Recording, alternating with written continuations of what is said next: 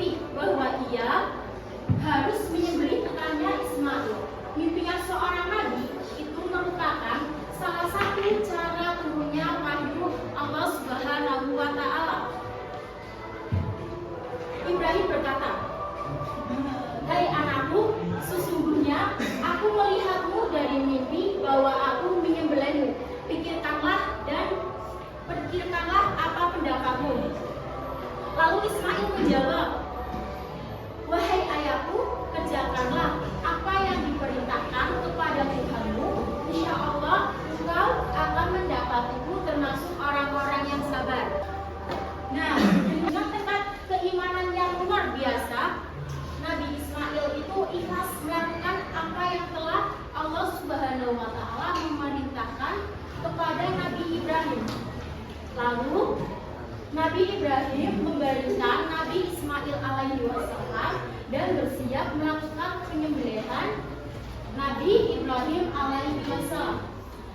Nabi Ismail itu nampak sabar dalam menjalankan perintah itu saat Nabi Ibrahim itu akan mengayunkan pedangnya.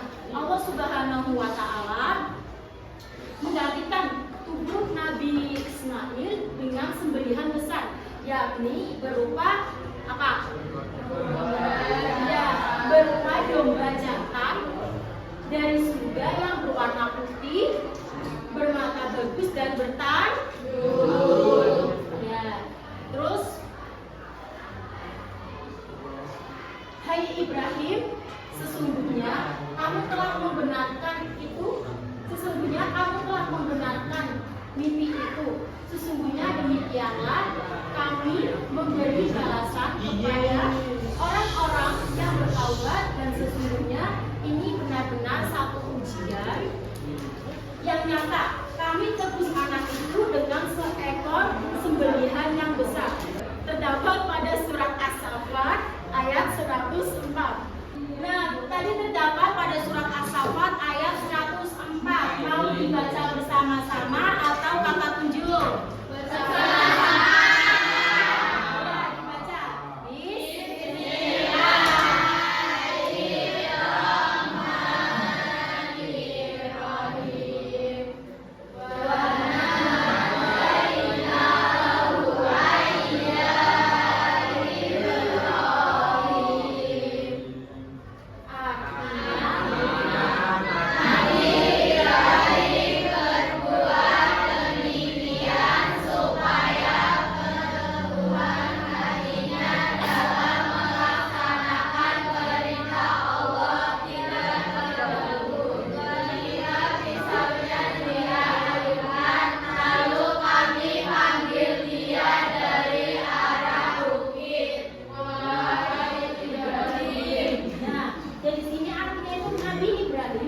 Demikian supaya keteguhan hatinya dalam melaksanakan perintah Allah tidak terganggu. Ketika pisaunya dia ayunkan, lalu kami panggil dia dari arah bukit. Jadi di sini itu Nabi melakukan itu dengan keteguhan hati dan kesabaran karena perintah Allah. Nah, selanjutnya ke pengertian kurban. Kurban itu ibadah menyembelih hewan tertentu pada hari raya Idul Adha dan hari-hari tasyrik. Hari-hari tasyrik itu pada tanggal berapa? 11 sampai 13 Zulhijjah. Nah, hari-hari itu pada tanggal 11 sampai 13 Zulhijjah sebagai bentuk ketaatan dan pendekatan diri kepada Allah Subhanahu wa Ta'ala. Ibadah ini merupakan syariat yang diteladani dari Nabi Ibrahim dan Nabi Ismail alaihi salam, seperti cerita yang sudah tadi kakak ceritakan. Nah, yang selanjutnya itu pengertian akikah. Akikah tadi apa? Akikah tadi apa? Ya, akikah itu ibadah dalam Islam yang berarti penyembelihan hewan atau biasanya itu kambing sebagai wujud rasa syukur atas kelahiran seorang anak. Nah, ibadah ini biasanya itu dilakukan pada hari ke-7 setelah kelahiran anak atau kelipatan 7 seperti 7, 14, 21 setelah kelahiran anak. Nah, jumlah hewan anak laki-laki itu kalau aktifnya berapa? 2 ekor kambing. Kalau perempuan? 1 ekor kambing. Nah, jumlah hewan anak laki-laki itu benar 2 ekor kambing, sedangkan perempuan itu cuma 1 ekor kambing. Kalau aktifnya itu ketika pembagian itu harus sudah dimasak, sedangkan kalau kurban itu tidak harus dimasak. Ya. Nah, ada dalil dalam Al-Quran. Firman Allah Al-Quran surat Al-An'am ayat 121. Kalian buka buku paket halaman 92. Di situ terdapat Quran surat Al-An'am ayat 21. Ayo baca bareng-bareng.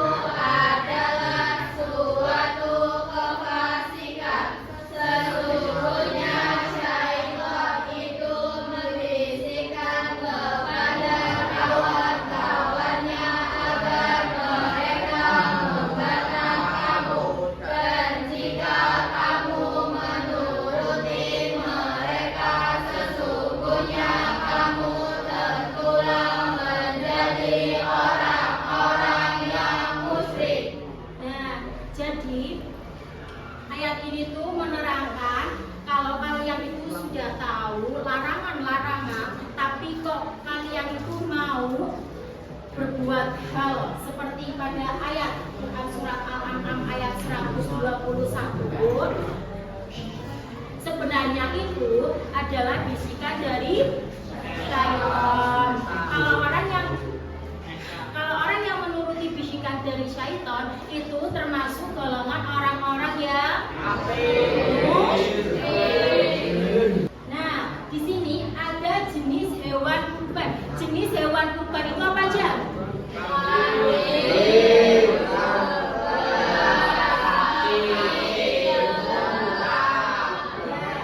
Jenis hewan kurban ini ada kambing atau domba. Kambing atau domba itu minimal usianya itu 1 tahun. Ya, 1 tahun. Yang kedua itu ada sapi atau kurban. Minimal usianya berapa? 2 tahun.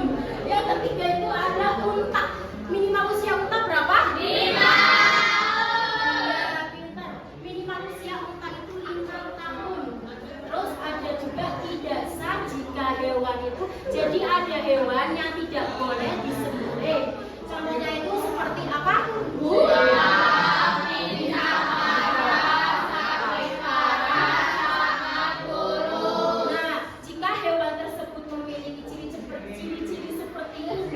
Tidak boleh untuk disembelih, ya, karena akan menimbulkan penyakit bagi orang yang akan mengkonsumsinya. Ya, pinter. juga syarat orang yang berkurban. Siapa sih yang disunahkan untuk berkurban? Siapa aja? Muslim, balik, dan mampu. Ya, di sini tuh orang yang disunahkan untuk berkurban. Itu yang pertama harus beragama Muslim. Ya, yang kedua itu balik dan berakal. Sudah balik dan mempunyai tidak di. Yang ketiga itu mampu secara finansial atau mampu secara keuangan. Itu kurban tidak wajib namun sangat dianjurkan bagi orang yang mampu. Karena kurban itu termasuk sunnah mu'akkad.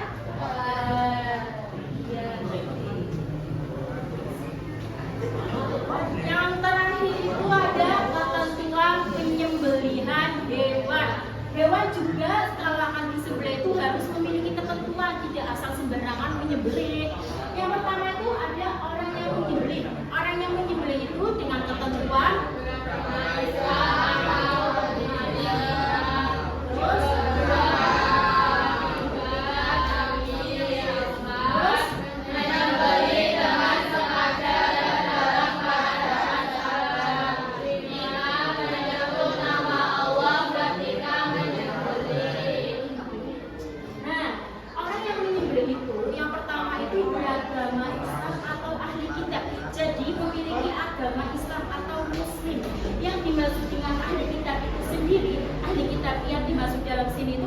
seseorang yang hidup pada zaman Nabi, tidak seperti sekarang Yahudi atau Nasrani pada zaman itu tidak disebut dengan ahli kitab.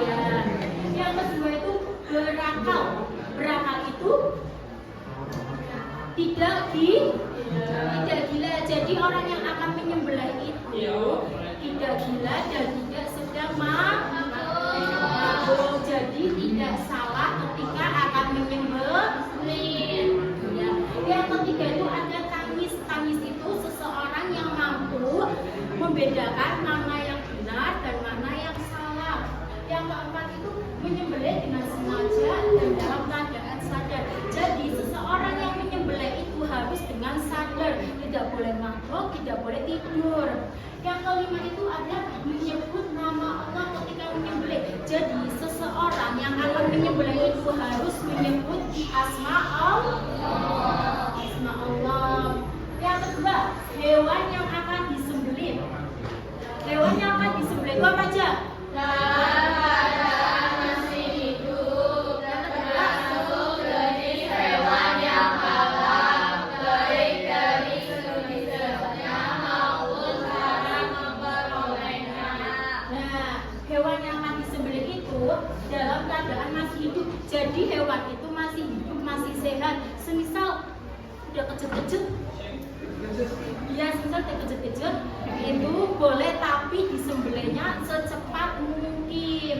Yang kedua itu termasuk jenis hewan yang halal, baik dari segi zatnya maupun cara memperolehnya. Jadi hewan itu harus dalam kondisi sehat dan cara memperolehnya itu dengan halal, tidak dengan mencuri.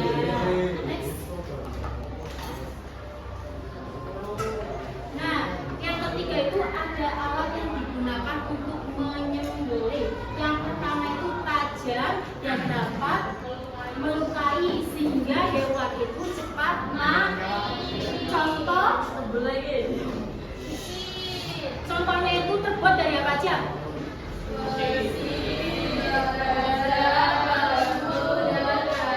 Ya, contohnya itu terbuat dari besi, baja, bambu.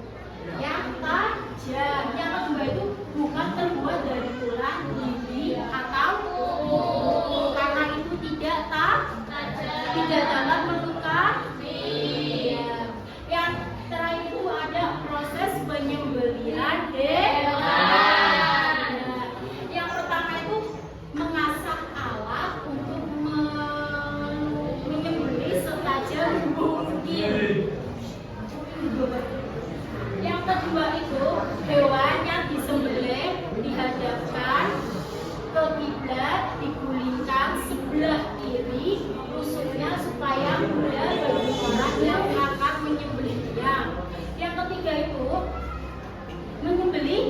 bagian pangkal leher hewan agar mempercepat proses kematian. Yang terakhir itu mempercepat proses penyembelihan agar hewan tidak tersiksa.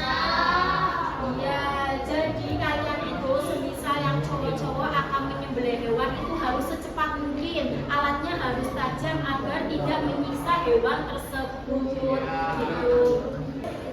Nah, dari penjelasan tadi kita dapat mengerti apa aja hikmah dari akikah dan kurban.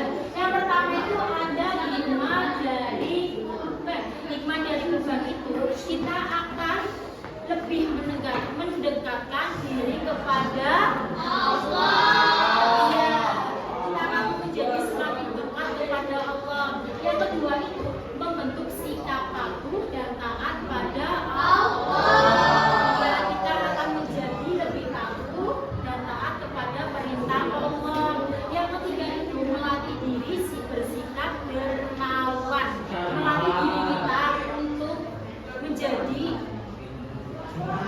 seseorang yang tidak pelit. Iya. Yang keempat itu melatih diri kita lebih peduli kepada sesama manusia. Berkurban itu mengajarkan kita untuk lebih peduli lagi kepada sesama manusia, tidak bodoh amatan. Kayak semisal tetangga kita lagi kesusahan, ya kita dan yang kedua itu ada hikmah akikah. Hikmah akikah itu yang pertama itu merupakan rasa syukur atas lahirnya seorang anak. Jadi kita akan lebih bersyukur kepada Allah atas pemberian anak. Yang kedua itu merupakan tebusan bagi anak yang belum lahir, membebaskan dari ketergantungan yang akan menjadi syariat pada hari akhir bagi kedua orang tuanya. Yang terakhir itu memperkuat tali silaturahmi dan memperkenalkan nasab anak. Jadi akikah itu akan memperkuat tali silaturahmi kita kepada orang-orang serta memperkenalkan nasab anak kita, memperkenalkan nama anak kita. Nah, dari sini paham? Nah, karena materi tadi sudah jelas, kita akan bermain kuis. Mau ya bermain kuis?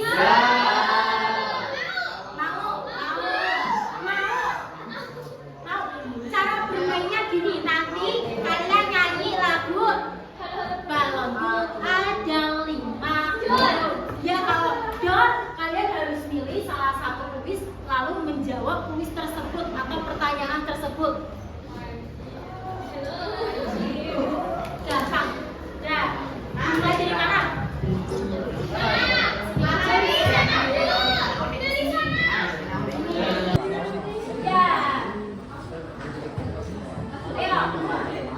Untuk permain kuisnya kita mulai dari sebelah.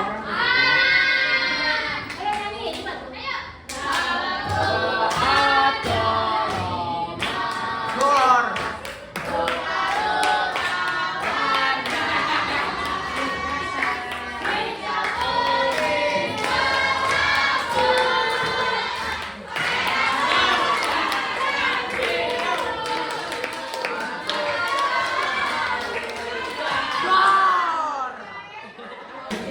Nah, tadi kan ada yang kalah. Kalau yang kalah itu mau pilih nomor berapa? Di sini ada 8 soal.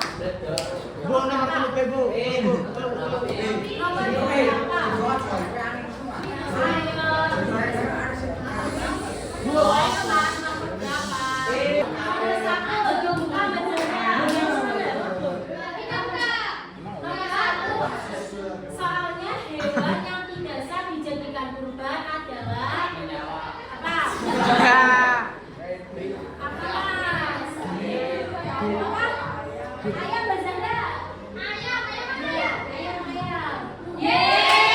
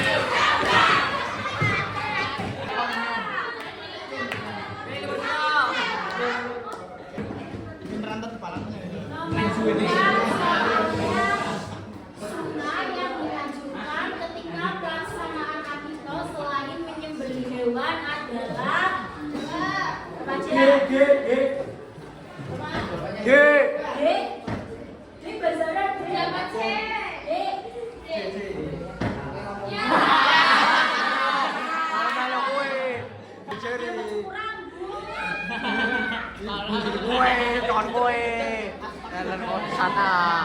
Lagi apa dia? Ada yang udah paham dan ada yang tidak. Kayaknya yang nggak paham itu yang tadi tidur. Ya.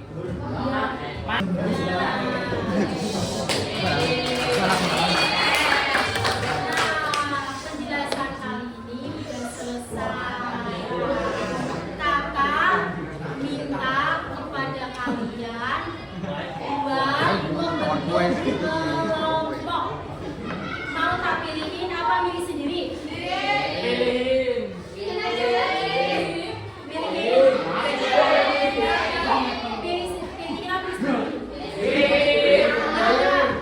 Kalau gini aja Mas,